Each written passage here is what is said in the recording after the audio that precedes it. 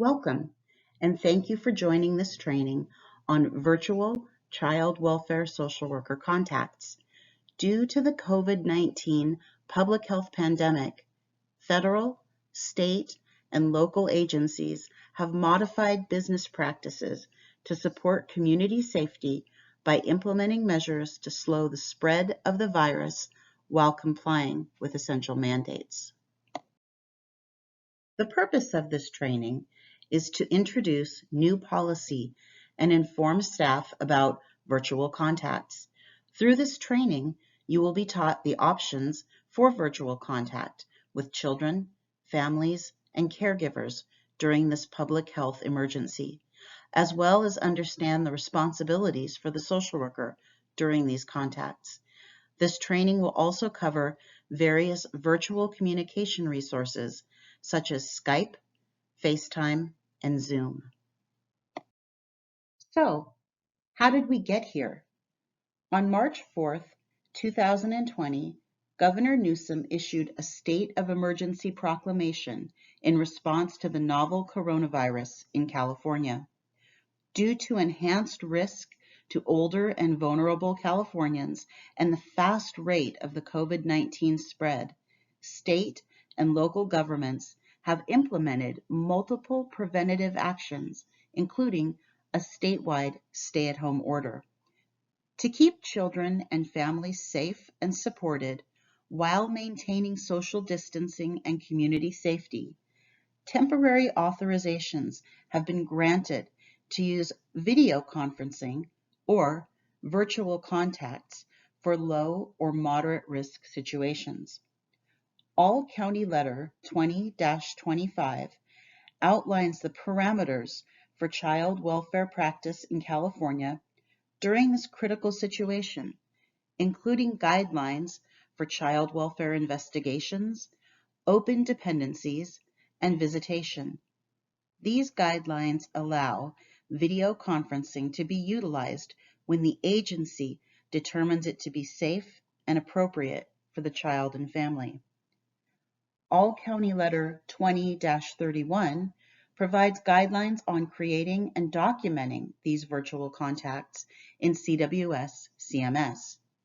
On March 17, 2020, the Ventura County Board of Supervisors issued a proclamation of a local public health emergency.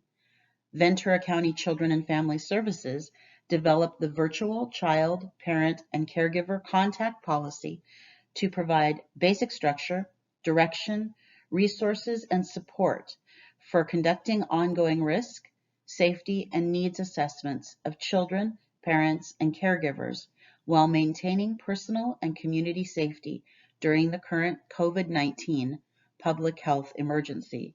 In addition, federal policy was also modified to allow for these virtual contacts. Despite this, all state and federal mandates for child welfare practice remain in place, including contacts, court hearings, and family visitation.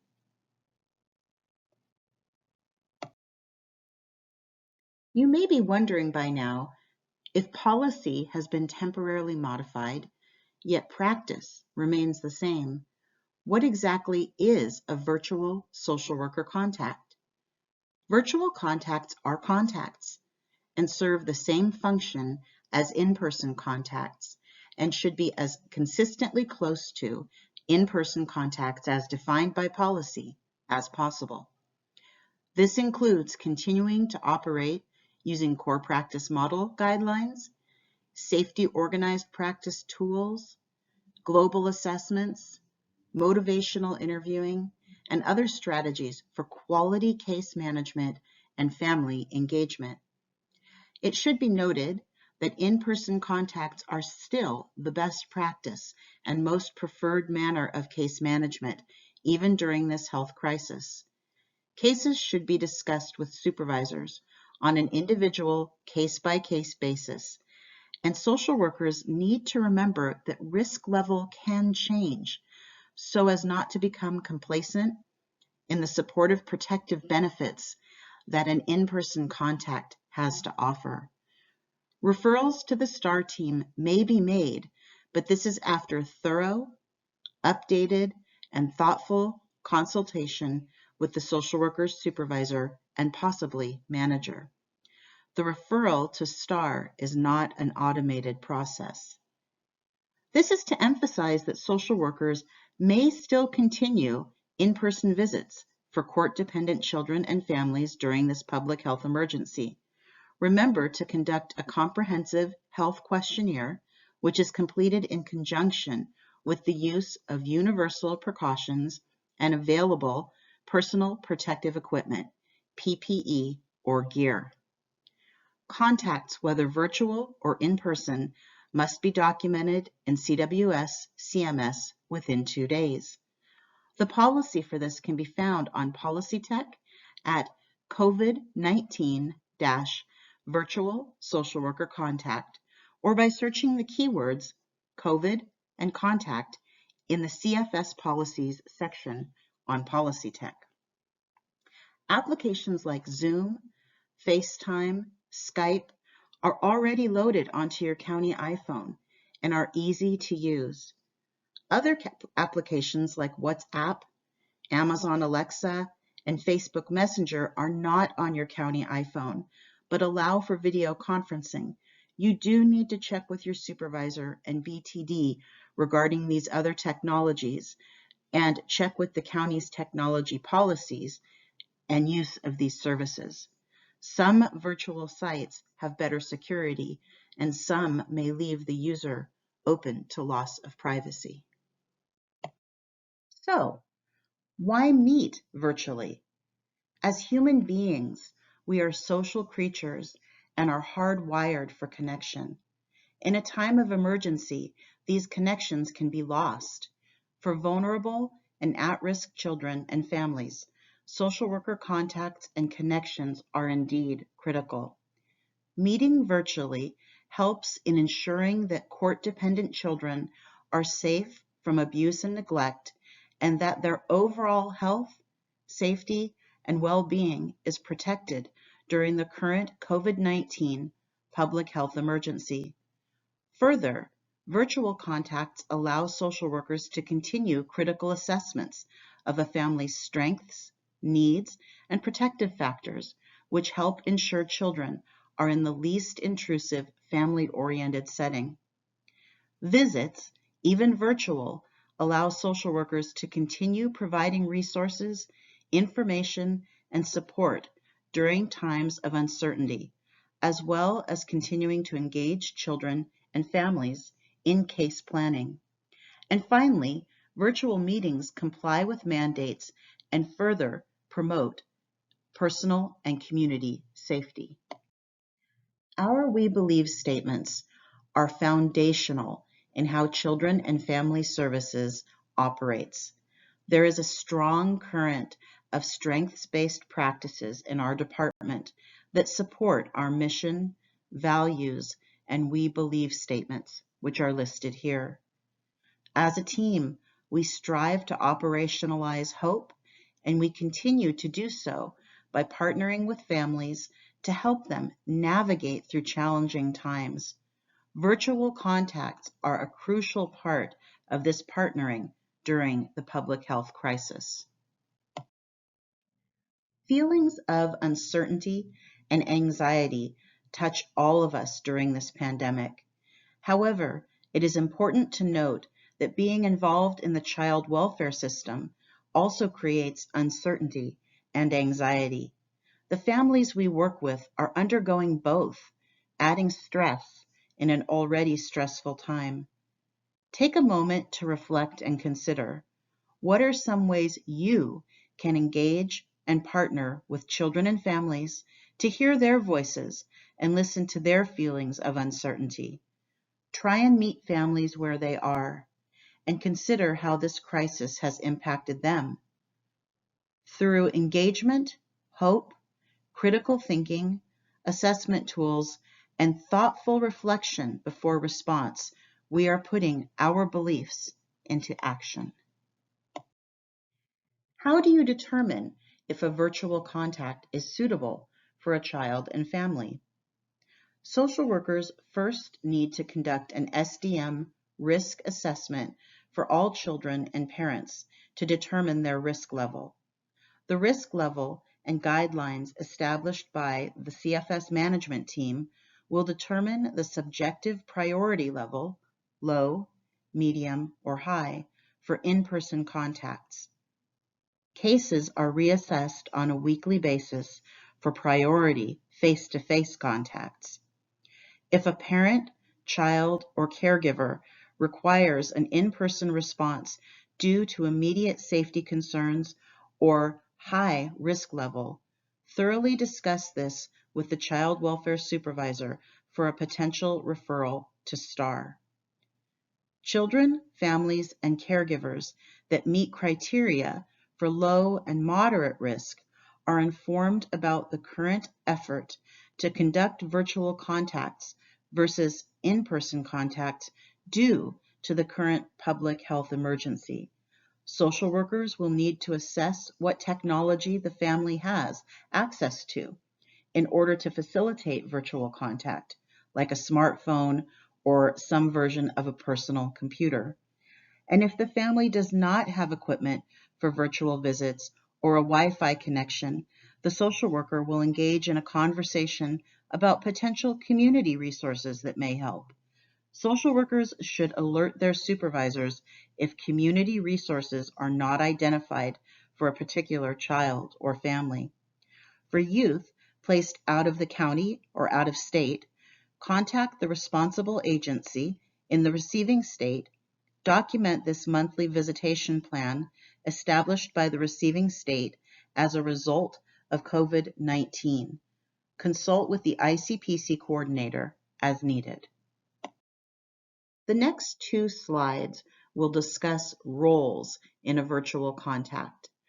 The social worker's role during a virtual contact is the same as their role in a face-to-face contact, but needs to include a discussion about the structure, privacy, and confidentiality of virtual contacts with the family. Best practice should continue with a strengths-based, engaging approach to case management, including all the tools and practices that have been discussed in this presentation.